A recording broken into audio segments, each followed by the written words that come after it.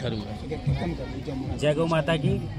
आप सभी को आज के घटनाक्रम में मैं बताना चाहता हूं कि आज का जो घटनाक्रम हुआ है, जो ऑडियो हमारा आप सुन रहे होंगे, पशु चिकित्सक डॉक्टर R.K. जैन मेनोरा भेड़ फार्म के इंचार्ज हैं, और हमारे बीच का जो घटनाक्रम हुआ है उसके बारे में मैं बताना चाहता हूं आप सभी को, क्योंकि गौ माता के प्रति जो सच्चाई है वो सभी को जानकारी होनी चाहिए।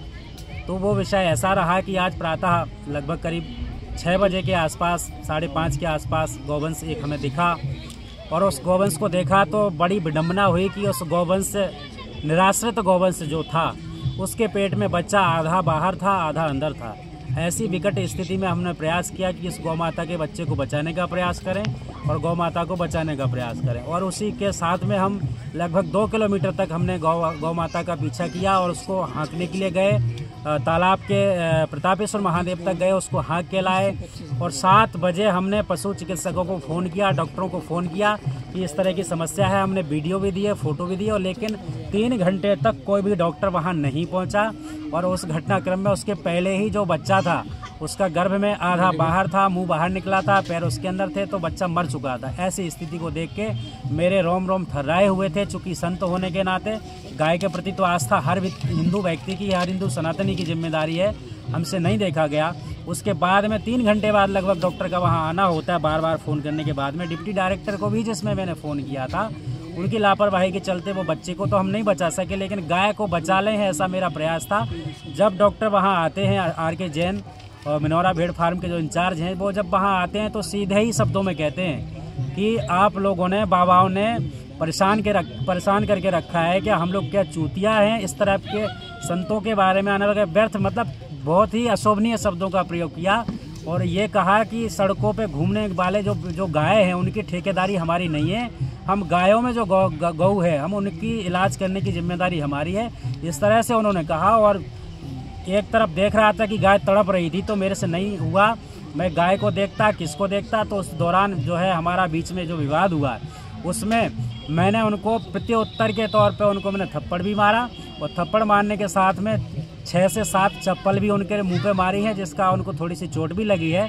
मुझे गर्व है, मैं कहना चाहता हूं कि हमने कोई अपराध नहीं किया है, हम गौ माता के लिए काम कर रहे हैं, और पूरा टीकमगढ़ का शासन, प्रशासन, यहाँ के जनप्रतिनिधि, हर व्यक्ति ये जानता है कि हमारी आज से नहीं है, हमारी जन आवाज़, सरकार और समाज मिलके काम करे गौ माता के लिए।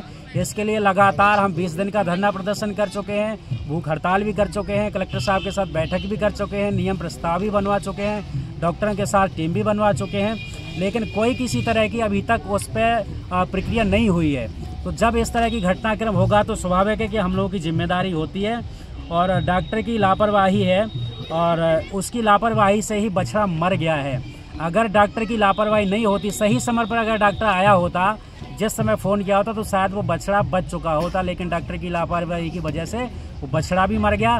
खैर, बछड़े को तो हमने देख लिया मरते मरते, लेकिन मैं चाहता था गौ कम से कम इस स्थिति में ना पहुंचे, जिसके लिए हमने बचाने का प्रयास किया, और ये घटनाक्रम हुआ पूरी तरह से। डॉक्टर के खिलाफ क्या आप कार्रवाई चाहते हैं? क्या हम तो देखिए कानून और संविधान के ऊपर विश्वास करते हैं, और हमारा विषय कोई छुपा नहीं है।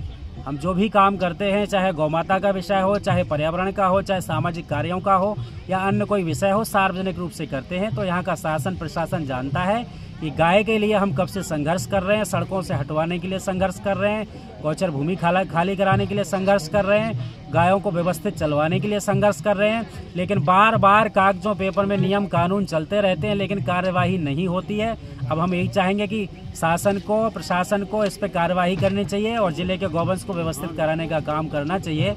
और मुझे भरोसा है कानून के ऊपर, विश्वास है, ये सरकार है, और हम सब सनातनी गौ माता के प्रति आस्था रखते हैं। तो मुझे पूर्ण विश्वास है कि कानून एक तरफा कोई भी विषय पर निर्णय नहीं लेता है, और प्राथमिक औपचारिकताएं हैं वो सभी को करनी चाहिए, लेकिन निर्णय जो होगा वो एक जांच के आधार पर होता है। तो मुझे पूरा विश्वास है कानून के ऊपर की जांच होगी और उसमें सही निर्णय आएगा।